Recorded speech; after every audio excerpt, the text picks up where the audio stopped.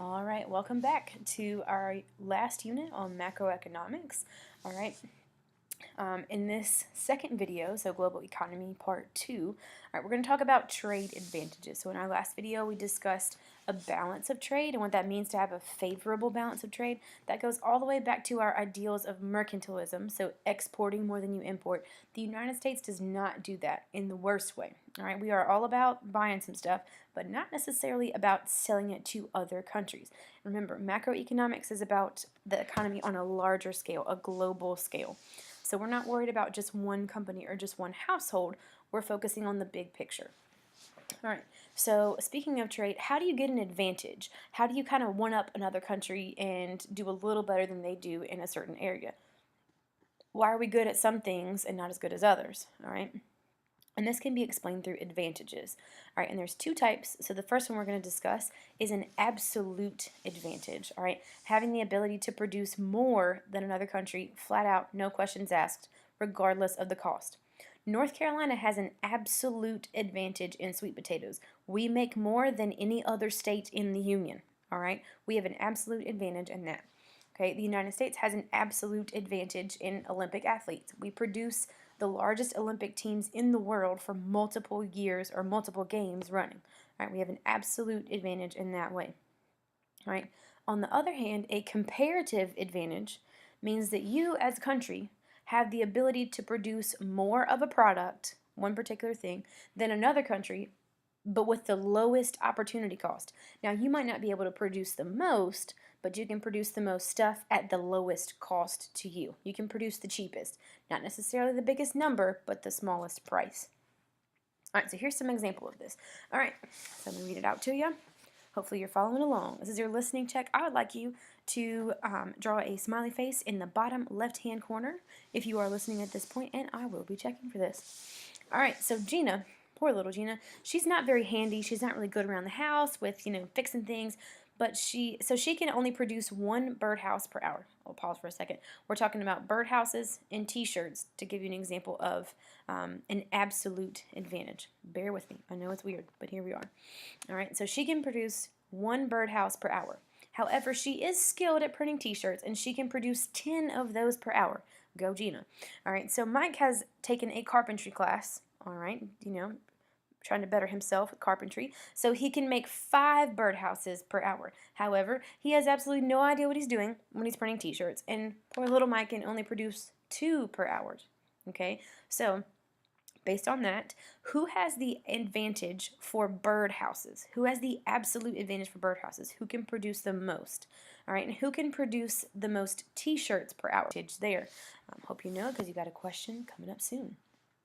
All right, now that's an absolute advantage. So let's move on to comparative advantage. Bear with me. All right, this example is a little wordy, but I promise it'll make sense. All right, let's say we got John. We'll call him John Smith. All right, he is a lawyer. Go John. Fantastic. And he needs to have his house cleaned. All right, he's going out of town for a little while. He wants to make sure that when he comes back into town, his house isn't a wreck. That's a terrible feeling when you come home from a vacation. You're feeling good, but you're also tired, and come in and your house is an absolute disaster. No, thank you. All right, so he decides he's going to have to make a choice, and he's going to weigh his options as to what is going to be the cheapest way for him to clean the house. All right, so he makes $300 an hour as a lawyer. Go John, and is considering hiring a maid who works for $25 an hour. All right, cool. It takes John 1 hour to clean his whole house. Fun fact, there is no way he can clean that large of a house as a lawyer in 1 hour. That's not really cleaning, but whatever. All right, so it takes him an hour to clean his whole house as compared to the maid who takes 8 hours to clean the house. Girl is dragging her feet over here. All right, so John, let's think about this. John has the absolute advantage because he is faster, right? He has the absolute advantage because he can clean the house the fastest regardless of how much it costs him, all right? However, the maid has the comparative advantage, all right? So let's think about this. If John cleans the house himself, he is not going to work, so therefore he's losing $300 for that hour when he's cleaning the house. So it might cost John only an hour to clean the house, but it costs him money-wise $300. Now, on the flip side, if he hires the maid, he only loses $250 because 8 hours times $25 an hour only gets us to $250. All right, so he's going to end up saving $50 if he goes with the maid. Now it's going to take her all day, but he'll be at work instead of having to clean his house, so he's not going to worry about that. He doesn't care about the amount of time. He cares about the opportunity cost, all right? So if he decides to take that 1 hour and clean his house, he gives up the opportunity to save $50. So again, trade-offs and opportunity costs from Unit 9 coming back to bite us in Unit 10. All right, so here we go with federalism again. I just can't help myself. All right, so how do we see trade advantages at the federal level and at the state level? All right, so let's think about this. Let's think through it. All right, how does the United States have an advantage over other countries? All right, what resources do we have in the United States that other countries might not have? Like think about the lay of the land. All right, we've got mountains, we've got beach, we've got everything in between. All right, so what kind of resources do we possess, natural resources in the United States that the other countries might not have? Or not necessarily natural resources. On the flip side, it could be something else. What kind of education do we have? What kind of opportunities are here in the United States that are not in other places? All right, so why are we a leading exporter of education? Because the people come here for a college education of any kind, for a bachelor's, master's, or a doctoral degree, and they're from another country, and they take that education back with them. That technically counts as an export. All right, so why are we a leading exporter of education, finance, and travel services? All right, why can we do that when other countries can't? And I hope you got an answer on your note sheet as well as a question. All right, and North Carolina, we've got a couple advantages. Why do we have such an advantage for exporting sweet potatoes? Why are we so good at those? All right, what do we have that other states might not? All right, and why do we export so many manufactured goods? All right, so Grady White Boats is right down the road here in Greenville. All right, why do we export so many boats? Why would they choose to build a factory right there as opposed to somewhere else? Why is the DuPont factory in Kinston, North Carolina, not too far from us? Why do they have a factory there rather than in another place?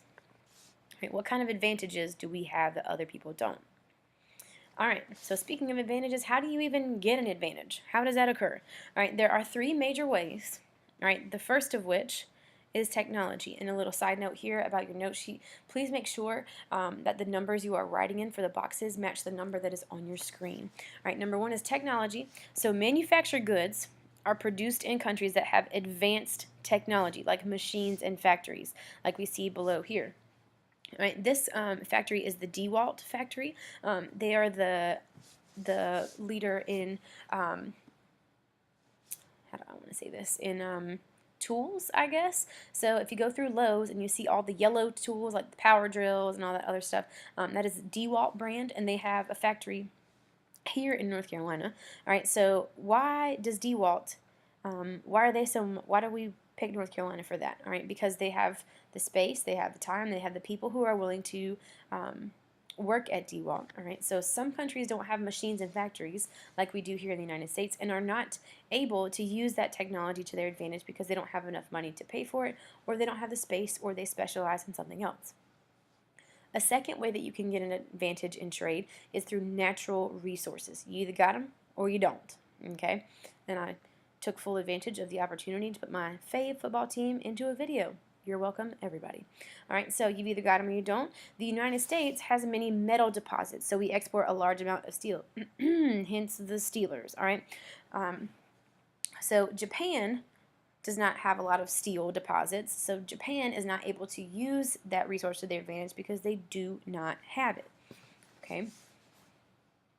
Or just another example would be like diamonds or something. We don't have large mountains and large mountain ranges and large caves that are able to build up enough pressure to produce a diamond here in the United States, so we have to look elsewhere for that natural resource. All right, and the third way, if you don't have any of that, if you don't have technology or have the resources to do so, or if you don't have natural resources, you can kind of create a fake trade advantage through government regulation. All right, and there are 4 ways to do this. They correspond to the 4 arrows on your note sheet. All right, the first of which is trade restrictions. Now, I will tell you as a side note before you start scribbling away, all right, if you can't fit all of the examples underneath them, that is fine. I won't be mad, okay? All right, So, for example, this is real life, real talk. I swear this is true. All right, Germany refuses to allow foreign beer in the country because it's considered to be impure. All right, the way that German beer is brewed, I had to do a little research on this because I wasn't really sure why. The way that this works, German beer is produced in a certain way so that not a lot of byproduct ends up in the beer and it ends up being as clear as humanly possible. All right, so Germany does not have any American beer brands, any other type but German beer, because it's considered to be impure.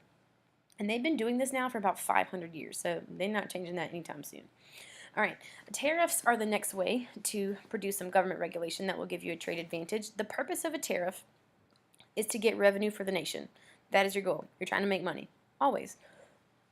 Overall, that's the whole purpose of economics. You're trying to do the most with the little resources that you have.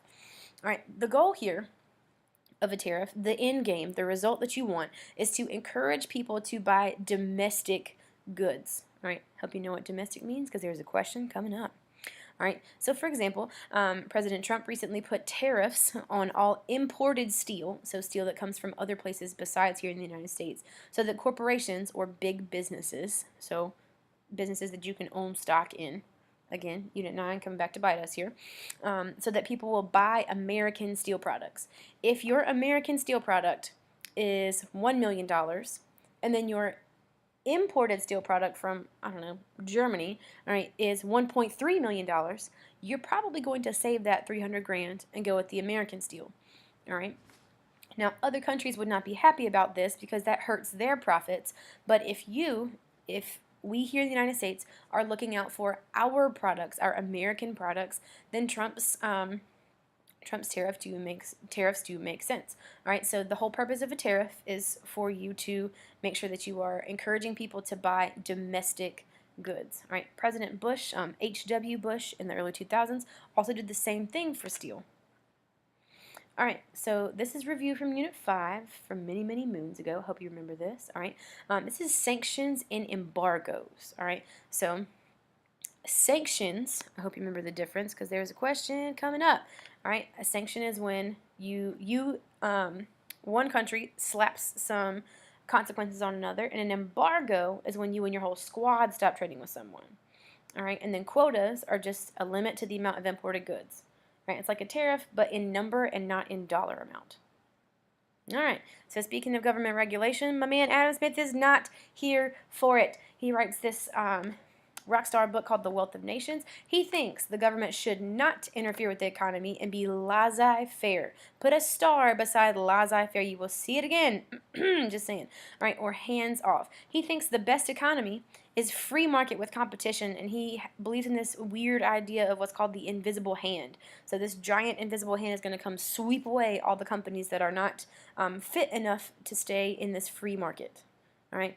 On the flip side is our man Karl Marx, Karl the Communist. He writes the Communist Manifesto. All right.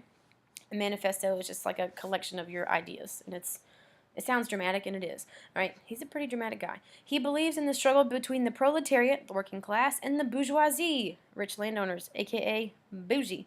All right, so he thinks that the workers should rebel and take control of their land and all this other stuff. All right, and he thinks that wealth should be spread equally amongst the people, which has translated in history to equally poor, which was not Karl's idea here. He wanted everyone to be middle class, but communism has not looked so good in practice. It looks good on paper, but not in real life. All right, and this has been Global Economies Part 2.